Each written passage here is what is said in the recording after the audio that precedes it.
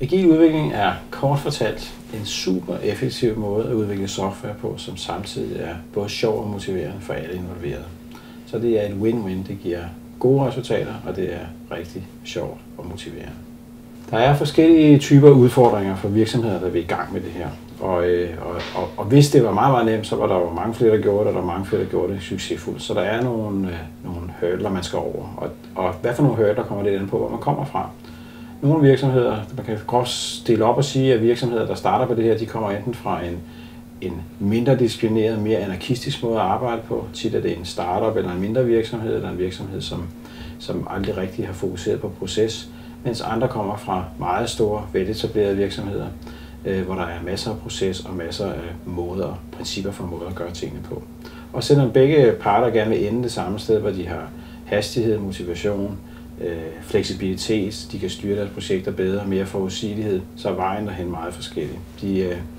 De mindre strukturerede og mere anarkistiske, de skal især fokusere på at lære sig disciplinen og tro på, at det kan betale sig at gøre ting i en bestemt rækkefølge, og det kan betale sig at gøre ting på en rytmisk og forudsigelig måde. Man kan sige, at det man egentlig gør med det agile, det er, at man bringer orden ind i kaos, ved at sige, at så lige meget hvor kaotisk verden er, så holder vi dagligt møde på et bestemt tidspunkt, og det gør vi uanset hvad.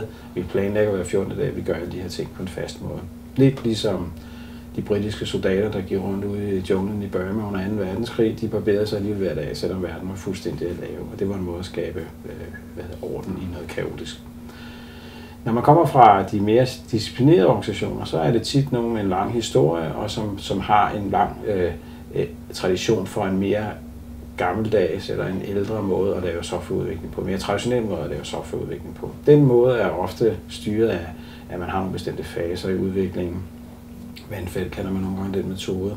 Og det der ligesom er tankegang bag det her, det er, at man skal være helt færdig med en fase, før man går til den næste. Man skal have forstået det hele, før man går i gang med at designe produkterne. Man skal have designet det fuldstændigt, man går i gang med at programmere det. Man skal have programmeret det hele, man går i gang med at teste det. Og så kan man give det hele til kunden til sidst. Og den er der ikke ret mange, der tror på i dag, men reminiscenserne af den måde at arbejde på ligger alligevel dybt i mange organisationer. Og det, der særligt skal til, det er ikke, de mangler sådan set sjældent disciplin, men de mangler mod til at tåre bevæge sig hurtigere, tåre bevæge sig afsted, uden at have alt viden og uden at have styr på alting. Det her det er en måde, hvor man siger, at vi kan godt føle os trygge ved at bevæge os, selvom vi ikke ved alting, for vi kan sagtens lave ting om, og vi kan styre undervejs. Det BestBrains har at byde på er som udgangspunkt, at vi har en masse erfaring med den her måde at arbejde på. Vi har alle sammen gjort det selv i de virksomheder, vi arbejdede. Før vi blev konsulenter, vi har været igennem den her proces. Vi har måske selv været primus motor i at indføre den, eller vi har været en del af at indføre den, og vi er meget dybt overbevist om, at det er den rigtige måde at arbejde på, fordi vi selv har oplevet de rigtig gode resultater på den her måde at udvikle software på. Så det er det, vi som udgangspunkt bringer ind i hjælperollen, eller i den her rolle med at hjælpe virksomheden med at komme i gang med det her. Det vi så derudover kan, det er, at vi har gjort det så mange gange, så vi ved, hvor problemerne er, vi ved, hvor det kan være svært, og vi har efterhånden også gjort det så meget, så vi har fået designet et forløb, der taler til alle dele af en organisation, der taler til hele teamet, der gør, at man kan komme i gang meget hurtigt. Så det vi så ofte gør, hvis vi skal være mere konkrete i forhold til det, er, at vi kommer i kontakt med vores kunde.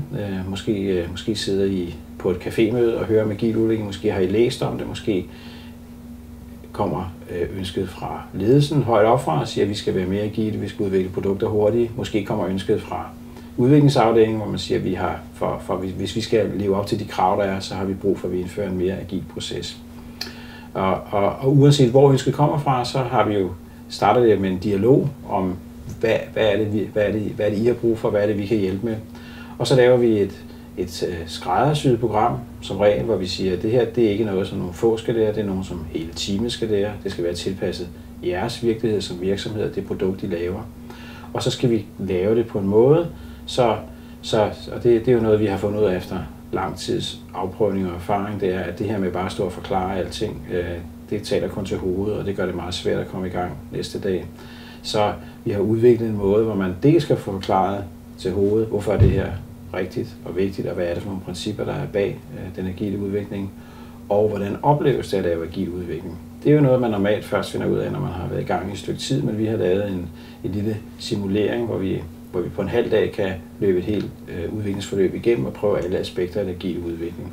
Agil udvikling, det er jo det er en måde, hvor man på samme tid kan have det sjovt som udviklingsteam eller hele det team, der udvikler et produkt. Man kan have meget høj motivation, og de ting kan man bruge til at skabe meget bedre resultater, end man normalt har, eller man har med andre typer af processer. Så det er en sjov, motiverende og effektiv måde at lave software på.